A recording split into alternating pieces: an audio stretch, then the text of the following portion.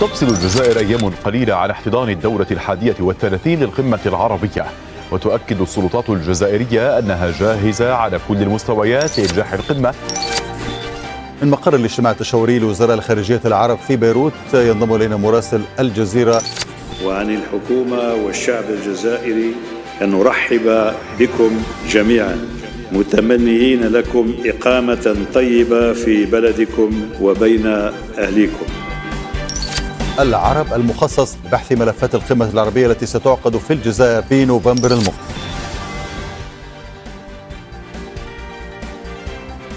بين المعالم والعوالم تضفي اللمسات الأخيرة لاحتضان الجزائر القمة العربية في دورتها 31. Madame, Monsieur, bonjour. Plateau spécial sommet arabe, un plateau info, analyse présenté par la rédaction de Radio M.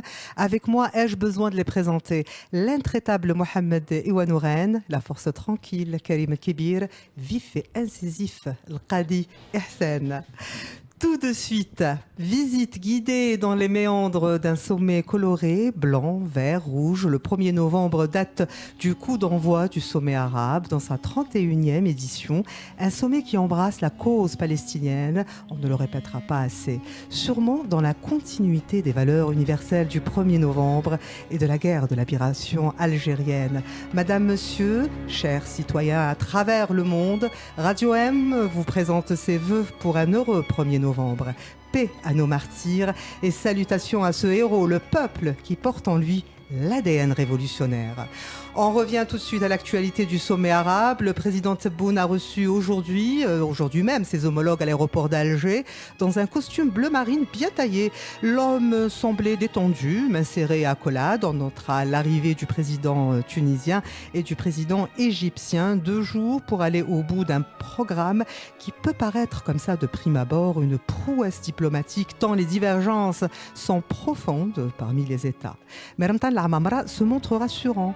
En somme, un succès qui tient en 4 mots-clés. Présentation des propositions, rapprochement et négociation, concertation et consensus. Le mot est lâché. Le consensus, c'est l'aliénation joyeuse, disait Jean Baudère. Alors tout de suite, jusqu'où aller dans le consensus? Et puis il portera surtout sur quoi, le Qadi Ihsen?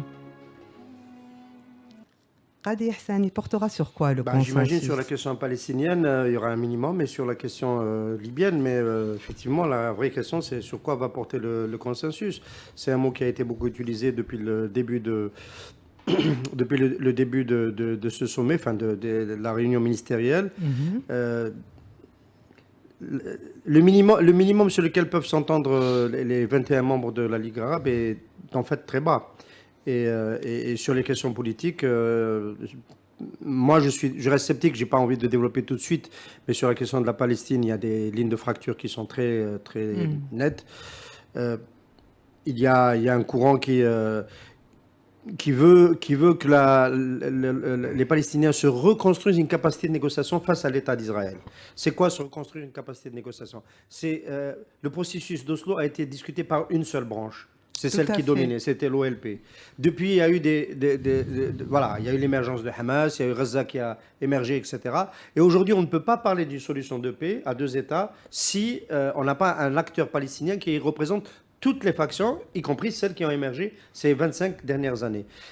Ce processus, c'est celui qui est encensé avec l'accord d'Alger. Est-ce qu'il est soutenu par les pays du Khalidj qui ne sont pas venus, qui ne sont pas représentés à ce sommet au plus haut niveau?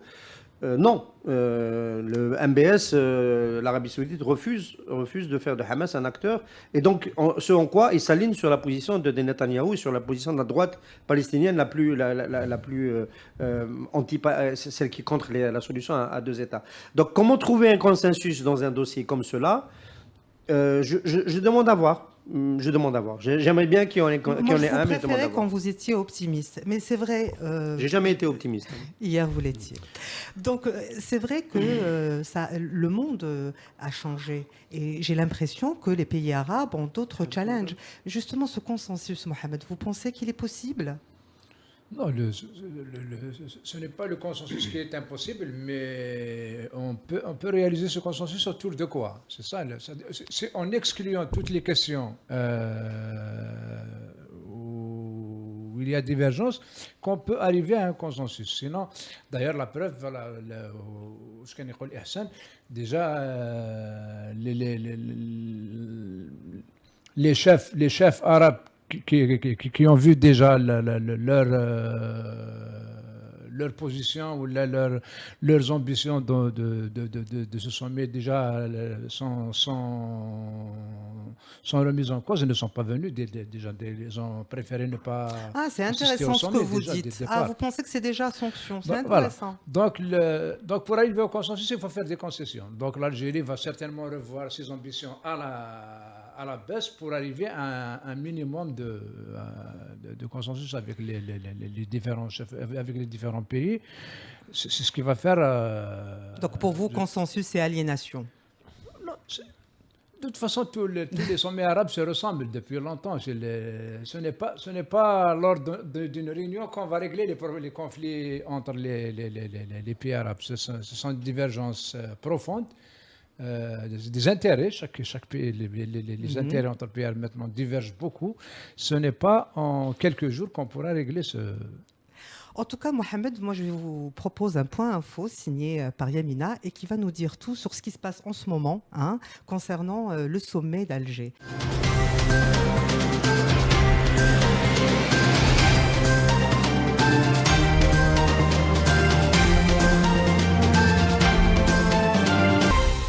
Yamina, bonjour. Bonjour Sophia Harris, bonjour à toutes, bonjour à tous. Le sommet d'Alger est en train de s'ouvrir avec un peu de retard et sont plusieurs dirigeants de pays arabes, dont ceux des pays du Golfe et le Maroc. Les dirigeants des pays arabes continuaient d'arriver ce mardi. Parmi les derniers arrivants, les chefs d'État égyptiens, tunisiens, djiboutiens et somaliens. Il y a eu l'arrivée également des invités d'honneur, le secrétaire général de l'ONU Antonio Guterres et le président du mouvement des non-alignés Ilham Aliyev. Le président de l'Union africaine Macky Sall est arrivé hier. Ils ont tous été accueillis par le chef de l'État Abdelmadjid Tebboune à l'aéroport Houari Boumedienne. Ce sommet qui se déroule sur 2 jours est placé sous le signe de l'unification des rangs et le renforcement de l'action arabe commune. Plusieurs sujets sont à l'ordre du jour. Parmi les points importants, les divergences sur les questions régionales, la question palestinienne, la crise politique en Libye et au Liban, ainsi que les conflits au Soudan et au Yémen. À l'ordre du jour également, l'adoption d'une nouvelle stratégie pour la sécurité alimentaire, notamment dans la production du blé. Merci Amina. Je reviens à vous, messieurs. Alors, une information qui aurait retenu votre attention plus qu'une autre? Kébir? Enfin, c'est ce qu'on peut retenir pour le moment. Moi aussi, je suis de ceux qui pensent qu'il ne faut pas s'attendre à grand-chose, tant les divergences et les clivages qui minent les pays arabes sont très profonds. Et ça s'est accentué depuis 2020, après la normalisation de certains pays avec l'entité sioniste. Je crois que j'ai vu Ramtan Lamamra, même il a d'ailleurs suggéré en demi-mot, dans la manière dont ils allaient arrêter l'ordre du jour qui devait être soumis donc aux dirigeants, plus le projet de déclaration de la résolution finale. Il y a beaucoup de problèmes, c'est-à-dire sur lesquels il est difficile dans le contexte actuel que les pays arabes trouvent un consensus. Je pense notamment à une position commune vis-à-vis de l'Iran. Il y a les interventions de la Turquie. On a le problème du Yémen. On a le problème libyen. Le problème entre l'Algérie et le Maroc. Le leadership de l'Arabie saoudite. Donc ce sont des problèmes qui ne peuvent pas, de mon point de vue, qui ne peuvent pas, en tout cas, ils ne peuvent pas parvenir autour de ces questions à un consensus dans l'immédiat. Donc il faut s'attendre à une déclaration de principe général, peut-être éventuellement sur la sécurité alimentaire. Je pense que c'est quelque chose sur reviendra plus tard sur ce point, si vous s'entendre. le permettez, Karim Kébir. On va revenir sur ce point. Est-ce que vous avez une information, dans les informations que nous a données notre ami Amina Bahir, est-ce qu'il y a une information, Mohamed, qui a attiré votre attention? Bon, à part cette dernière image qu'on a vue juste avant de notre au plateau, cette accolade entre Tebboune et le ministre des Affaires étrangères marocain. Ben voilà. Mais ça reste protocolaire, ce n'est pas une image qui va changer quoi que ce soit dans ce sommet, c'est tout à fait normal. Maintenant, on est en plein dedans maintenant. C'est maintenant que le sommet commence, le président Tebboune ne peut pas... En tout cas, moi, j'ai trouvé que l'image, symboliquement, elle était importante quand même, cette accolade. Le président, j'ai trouvé que c'était sympa. Enfin, moi, personnellement, d'un point de vue sémiologique, on avait le président de la République algérienne qui prenait dans ses bras le ministre marocain. De l'espoir peut-être, mais on reviendra plus tard. Qadi Hassan, c'était quoi l'info qu'a donnée Yamina tout à l'heure et qui vous a vraiment marqué ou qui a attiré votre attention?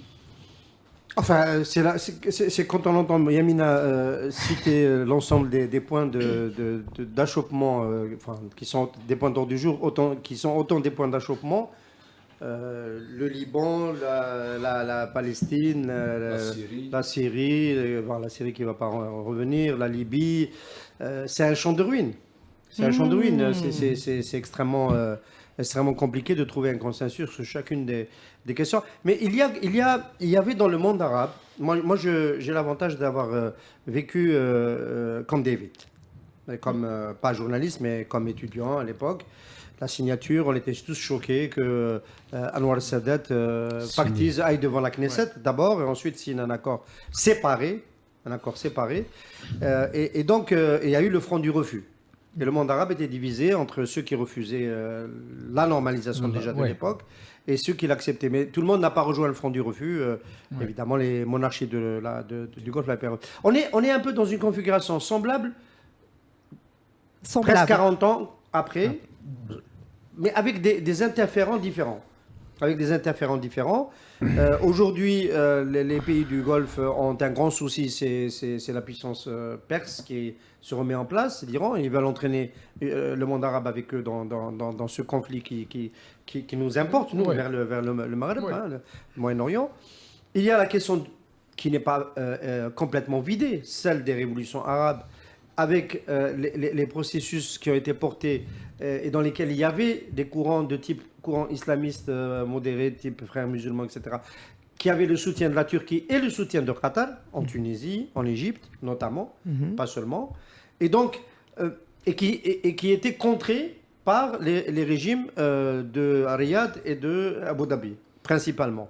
Ensuite, une fois qu'il y a eu la contre-révolution en Égypte, contrés aussi par les régimes du maréchal Sissi. Et on a une ligne de fracture de ce type qui continue aujourd'hui Alors, sur les dossiers... En fait, la question qu'il faut se poser, c'est quels sont les dossiers qui échappent à cette fracture-là. Sécurité alimentaire, réforme...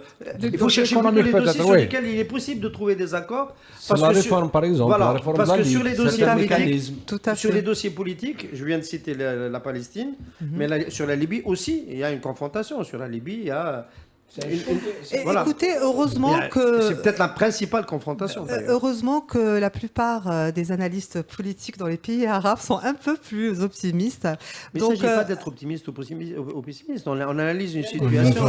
C'est-à-dire qu'il y a ceux qui y croient. On n'a même pas parlé du Yémen.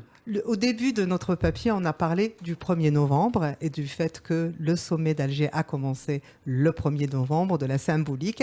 Et ma foi, parmi les analystes arabes, la symbolique du 1er novembre donne à ce sommet, comment vous dire, une couleur spéciale. Bekir Saïd, au micro de Samira Mouaki, nous en parle. موعد يعتبر مميز لأنه موعد الثورة الجزائرية ويوم مبارك للشعب الجزائري والشعوب العربية واختيار هذا اليوم له دلالة كبرى. الرئيس العراقي والرؤساء الباقيين إن شاء الله قمة مميزة والاتفاق على جميع الأهداف والرؤى المشتركة. Alors que les travaux ont commencé... C'était prévu que les travaux commencent dans l'après-midi, mais ils ont commencé un peu plus tard. Le consensus, l'accord, c'est des maîtres mots qui reviennent énormément lors de ces travaux.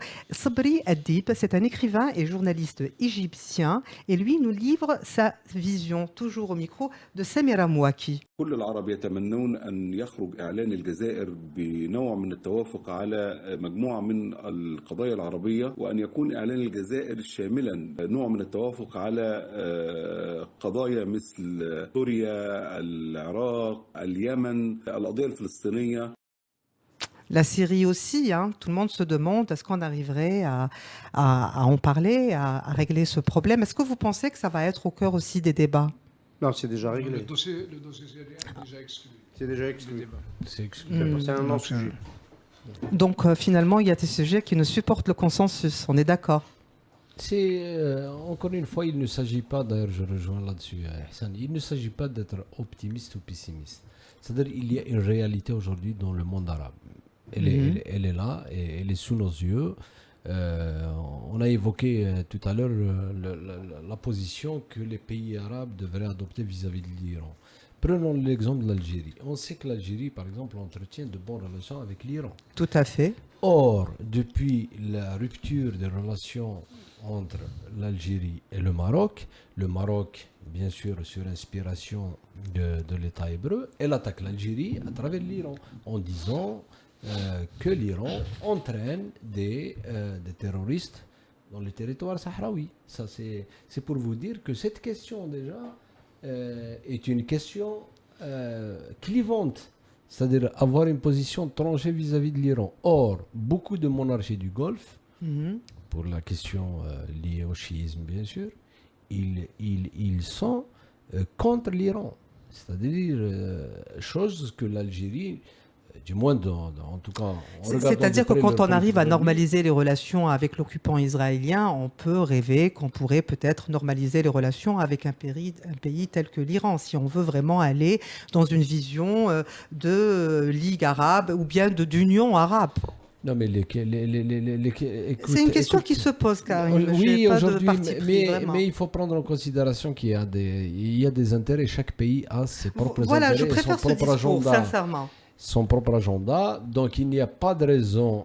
Ils ne peuvent pas, objectivement, un pays qui voit ses intérêts dans la normalisation avec l'Israël, le lendemain, il va changer rien que pour nous plaire ou plaire à notre pays. Non, je suis d'accord. Un pragmatisme politique est prôné largement par certains pays. Mais moi, ce qui m'inquiète, c'est la déclaration d'Alger. Du coup, elle va être comment, cette déclaration?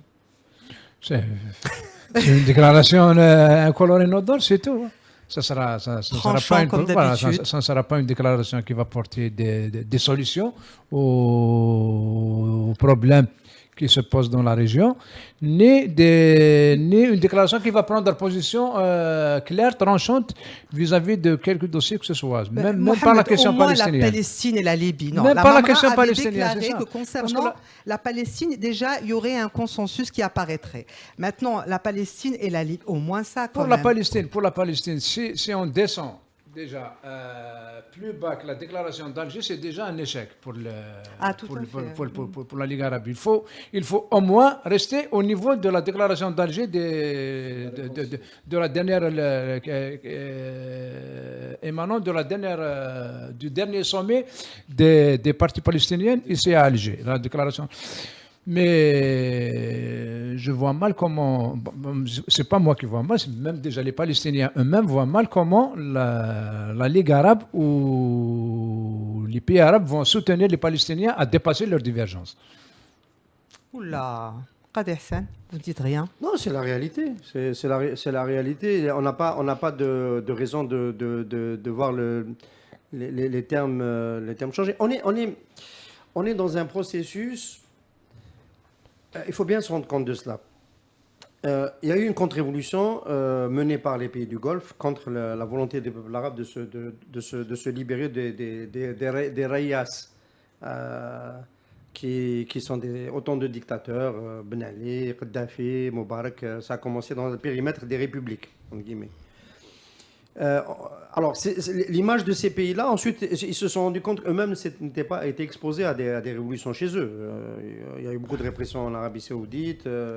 Et donc, ces pays avec l'MBS, ont proposé un autre deal.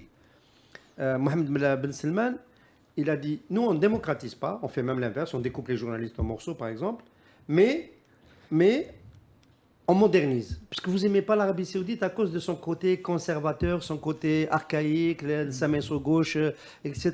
On vous vend l'Occident, voilà, on vous vend une belle image, une belle vitrine, il y aura des boîtes de nuit à Jeddah, il y aura un feu sur lesquels. On fait une modernisation qui va faire que le rejet de ce leadership islamique du monde arabe qui est tellement mauvais pour l'Arabie Saoudite et ces pays-là, il va retomber et il est retombé ces dernières années. Et donc lui, il a sa feuille de route. Sa feuille de route, c'est se moderniser. Mais notre compréhension de la modernité, c'est les libertés individuelles, c'est la liberté collective, c'est ça notre compréhension à nous. De la Maghreb, modernité, Tunisiens, Marocains, Algériens. Nous, la modernité, on la voit plutôt parce que cette modernité-là, on est supposé l'avoir déjà obtenue. En partie, évidemment, c'est un combat. Donc notre modernité, celle à laquelle on aspire, elle est politique. On veut accéder à l'article 7 et l'article 8 de la Constitution, c'est les peuples qui décident. Et ça, c'est un agenda qui est bloqué. Et c'est les pays du Golfe. Là, il y a consensus peut-être. Voilà, là, il est bloqué. Il est bloqué. Là, sur ça, il y a effectivement consensus. Cet agenda-là, il est bloqué. Et donc, bon, il n'y a pas à espérer. Et le rapprochement avec Israël fait partie de cette volonté de plaire à l'Occident. Ça fait partie aussi de ça. On se modernise, etc. Et aujourd'hui, on n'est pas antisémite. Moi, je ne sais pas si plaire à l'Occident est le mot. Moi, j'ai l'impression vraiment que les pays du Golfe s'inscrivent dans une politique pragmatique, qui sont en train de faire cavalier seul, qui sont partis explorer d'autres horizons. Et ça se traduit par leur politique qui est complètement, dirigée vers un pragmatisme politique. C'est les intérêts qui priment. Mais bon, je risque de me tromper, bien sûr. Mais merci d'avoir parlé, Qadi Ihsan, justement, du Maghreb, parce que moi, j'ai envie de revenir sur le roi du Maroc. Écoutez, est-ce que c'était un rendez-vous raté avec le roi du Maroc entre Alger et Rabat? Qu'est-ce qui se passe? Non, je ne pense pas que ce soit un rendez-vous raté. Reporté alors? Il était prévisible que le Maroc ne vienne pas. Et tout le monde savait que, en tout cas, les Marocains nous ont habitués à ces tergiversations. Donc je ne vois pas où se trouve le ratage, parce que, encore une fois, la crise elle est aiguë entre les deux pays. On a vu comment elle a évolué avec la crise avec l'Espagne. Donc il y a les échanges par médias interposés. Donc honnêtement, je ne vois pas où se trouve le ratage. Et en plus, l'image, l'accolade du président de la République, aussi, elle désamorce peut-être aussi, elle désamorce un peu la situation. Il n'allait pas lui donner un coup de boule quand même. Tu insistes tellement sur l'accolade. Non, mais c'est un président avec un ministre. Moi, je salue l'intelligence du geste. Ramtal Amamra a déclaré, je cite, l'extrême importance de la question de la réforme de la Ligue arabe. Je rappelle que Mohamed Iwounaren en a parlé hier déjà. Mohamed, je crois qu'on est écouté en lieu. Parce que, justement, il s'agirait de parler de l'extrême importance de la réforme de la Ligue arabe. Bon, vous en avez parlé déjà hier. Bon, la réforme de la Ligue arabe, c'est un vieux projet aussi. Et l'Algérie a beaucoup insisté, mais je pourrais dire peut-être même milité pour ça. L'Algérie a toujours revendiqué la réforme de la Ligue arabe, mais pas dans le sens de la modernisation, beaucoup plus dans le sens du retour aux années, c'est-à-dire à la gloire des pays arabes dans les années 70, où on pouvait faire un jour un bloc uni pour défendre la cause palestinienne ou la défendre. Mais la réforme de la Ligue arabe, le président Tebboune en parle. Il dit qu'il va soumettre plusieurs idées, que la déclaration d'Alger, elle promet d'être une riche et une forte proposition, qu'il y aura un haut degré de pertinence. Mais est-ce que ceci va influer? Tout ça, c'est qualificatif. Mais le contenu, la Mamra n'a pas donné de contenu. Le seul point qu'il a donné, il a parlé de la société civile par contre. Je pense, bon, il s'est inspiré. Mohamed, on plie bagage et on rentre là, c'est ça. On plie bagage et on rentre. Mais ça sera exactement ça, exactement. Les gens vont plier bagages et partir, avec une petite déclaration comme ça qui va peut-être juste pour la façade. Mais sinon, même s'il y a un point même s'il y a des points comme ça qui vont attirer un peu l'attention des gens, peut-être juste à chaud pendant ce sommet, mais après, ils ne seront pas suivis, il n'y aura pas de suivi, il n'y aura pas d'exécution. De la demande pour l'ONU, par exemple, à l'ONU, on demande aussi qu'il y ait la réforme de l'ONU, mais à l'évidence, qui pèse dans la Ligue arabe? Ce sont les puissants, c'est des pays qui énergétiquement ont puissants. Pas seulement sur le plan énergétique, ils ont une certaine influence. Et de ce côté-là, je suis désolé de le dire, mais l'Algérie, face à l'Arabie Saoudite ou face à l'Égypte, on est encore loin d'avoir l'influence de l'Égypte et de l'Arabie Saoudite, compte tenu justement de leur nouvelle approche, parce qu'elle a été décidée en fonction de leurs propres intérêts, c'est-à-dire leur proximité avec l'Occident. Oui, mais Karim Kébir, c'était avant la crise énergétique qui est dans le monde et avant que le monde vienne courtiser Alger. Est-ce que vous ne pensez pas justement que c'est ça, qu'il y a l'émergence de nouveaux axes, qu'il y a un rapport de force qui a changé? Non, vraiment, Alger, elle est bien située là. Enfin, l'histoire lui porte une attention particulière. Non, vous ne pensez pas, le Qadi, par rapport à ce qui se passe dans le monde?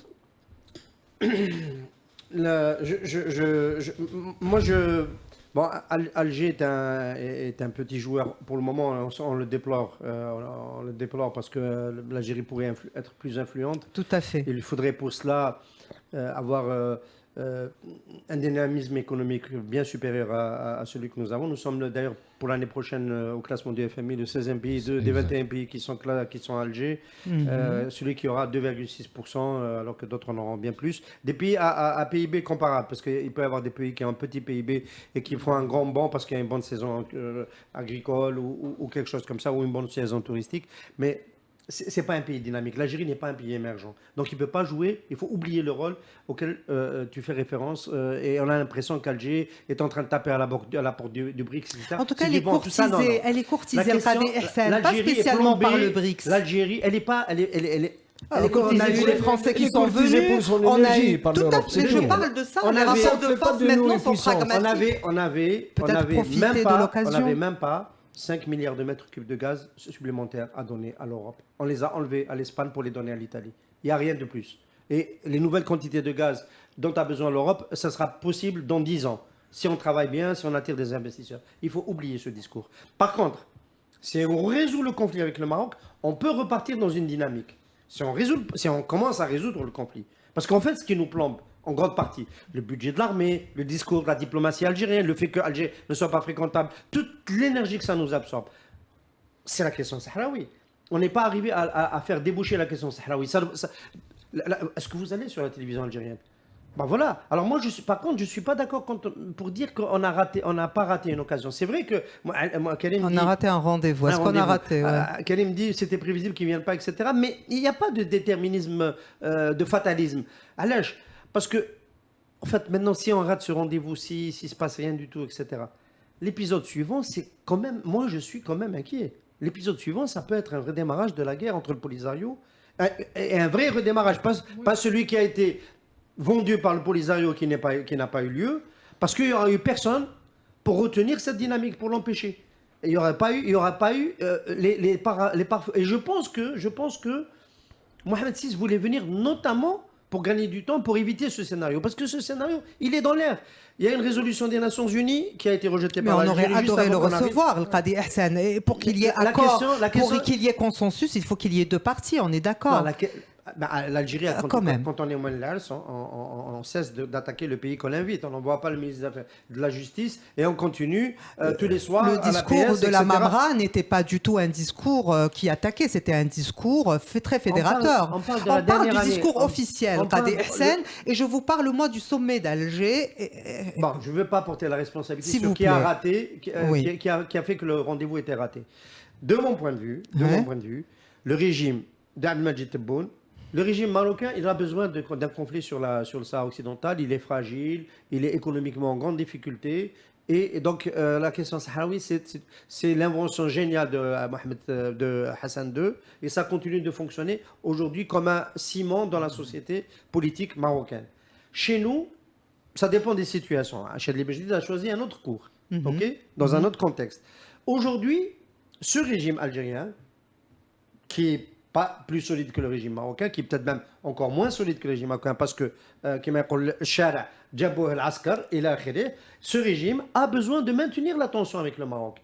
Le Maroc, il a cassé le Hirak en offrant l'occasion, en rapprochant Israël. Il a quelque part aidé le régime algérien de post-Hirak. Il l'a aidé parce qu'il lui a offert sur un plateau un danger extérieur. Aujourd'hui, le fait qu'il ne se soit rien passé à Alger, réponse à la question, rendez-vous manqué ou pas, il y a le risque d'une reprise. Il y a un risque sérieux. On parle des drones iraniens, on parle des drones turcs, on parle de l'acquisition des drones, de la formation par le Polisario, de la manipulation des drones, l'attaque de Ben Lahlou de février 2000, c'était bien février, ou c'était novembre, ça fait une année, novembre 2021, donc l'année dernière. En fait, l'année, on avait promis, Abdelmajid Tebboune avait promis des représailles, en guise de représailles. On s'en félicite, donc étreint le ministre des Affaires étrangères marocain, mais s'il ne se passe rien, s'il n'y a pas une nouvelle dynamique, s'il n'y a pas une détente, s'il n'y a pas une prise de langue entre la... Je pense qu'on ira vers une détente. Moi, je pense sincèrement qu'on va... Et donc, je pense que quelque part, on a raté quelque chose. Après, je ne dis pas la responsabilité de qui. Alger a autant de responsabilités que le Maroc, oui. Messieurs, sans transition aucune, je dois absolument passer au côté économique. Donc cette ligue, ce sommet, il a été question... L'art de la présentation, c'est de trouver les transitions. Eh bien justement, je n'en trouve aucune parce qu'il est très difficile d'en trouver avec vous, le Qadi Hssen. Donc sécurité alimentaire, agriculture, zone libre d'échange arabe, bonification douanière, ça a été des sujets qui ont été abordés. Le côté économique a été exploité lors de ces travaux par les ministres des Affaires étrangères. Mais les chefs d'État, qu'est-ce qu'ils vont en faire de tout ça? Surtout, ne vous bousculez pas pour me répondre, ah oui, messieurs. Moi, je vais garder la parole. Les chefs d'État viendront signer, c'est tout. Mais toutes ces questions-là seront réglées entre experts d'abord.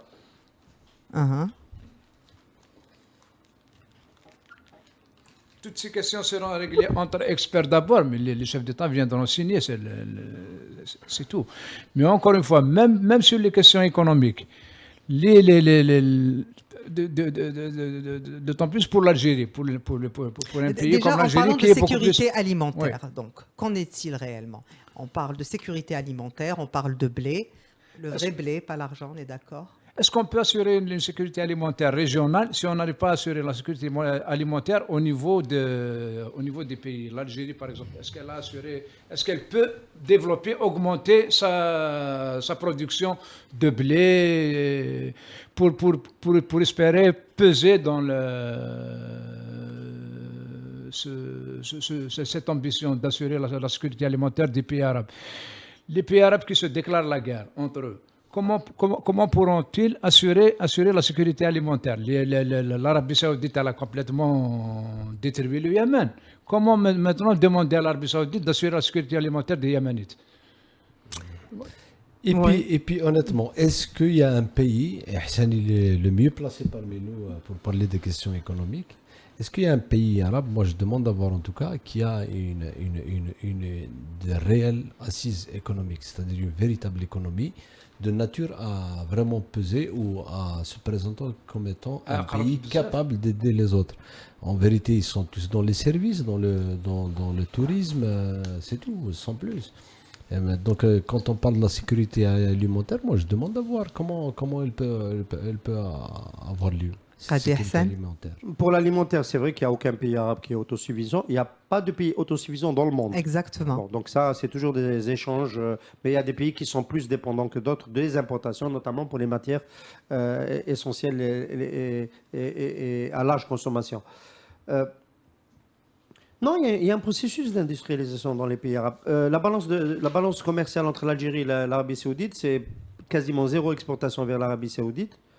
L'Arabie Saoudite exporte des produits de sa pétrochimie en Algérie, et notamment la plastique-industrie qu'on ne fait pas chez nous, qu'on aurait dû faire depuis le temps Pour citer que cet exemple-là, la Jordanie est implantée en Algérie avec le laboratoire pharmaceutique. Il y a des possibilités de complémentarité qui ne sont pas suffisamment exploitées. C'est pas complètement plat. On ne peut pas dire que les pays arabes ne font que du service. C'est très en deçà par rapport au potentiel. Mais en fait, le chemin qui nous reste à traverser, c'est... En fait, le sommet d'Alger aurait dû avoir, je ne sais pas à qui c'est la faute, mais aurait dû, compte tenu de toutes ces difficultés politiques prévisibles, qui a annoncé des échecs ou semi-échecs, etc., aurait dû mettre la question économique en premier. Parce qu'avec la guerre, il y a un nouvel agenda avec la guerre Ukraine, l'envahissement de l'Ukraine par la Russie et tout ce que ça a provoqué. Un nouvel ordre qui on aurait dû aux Arabes de s'aligner d'accélérer. aussi. Non, oui, mais on aurait pu avoir, à mon avis, cette dextérité de mettre l'économie plus au centre. L'intégration, la nécessité de s'intégrer. Aujourd'hui, il y a des pays qui sans vouloir viennent faire la manche à Alger parce qu'ils sont en grande difficulté sur le plan des fournitures énergétiques, sur le plan des fournitures alimentaires, parmi les 21 membres de... Voilà, et c'est des pays importants, c'est des pays précieux. Et ceux qui peuvent les aider ont plutôt choisi de ne pas venir être représentés au plus haut niveau. Vous voyez de qui je veux parler. C'est essentiellement des pays riches qui ont les solutions, qui ont des solutions chez elles. Et donc, une Ligue arabe dynamique qui sert à quelque chose aurait dû pouvoir mettre en place, peut-être que ça fait partie des réformes qui sont annoncées, un mécanisme de péréquation, un mécanisme de compensation pour les moments les plus difficiles. Les Européens le font. Les Européens, c'est quand même un peu le sommet de ce qu'il y a comme organisation et comme, on va dire, convergence au-delà des souverainetés nationales. Le gaz. Le gaz va circuler en Europe en fonction des besoins et ils l'ont fait pour d'autres. Ils le font pour la devise. Ils ont une banque centrale commune et une monnaie commune pour la zone euro. Donc voilà, on sait vers quoi il faut. La Ligue arabe sera plus populaire, sera plus reconnue si elle peut venir en aide au Soudan ou à d'autres pays qui sont en difficulté alimentaire à un moment donné parce que ça coûte plus cher, ou au Yémen en particulier. C'est vers cela qu'il faut tendre.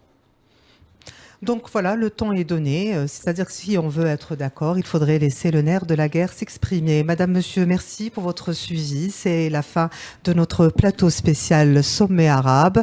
Je remercie tous les présents et vous donne rendez-vous demain, même heure, même chaîne. Bonne soirée.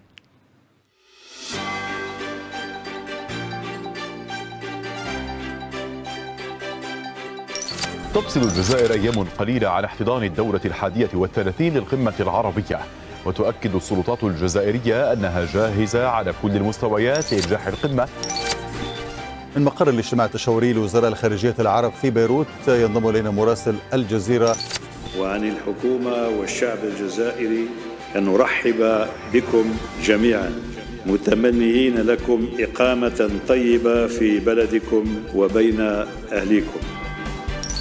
العرب المخصص بحث ملفات القمة العربية التي ستعقد في الجزائر في نوفمبر المقبل.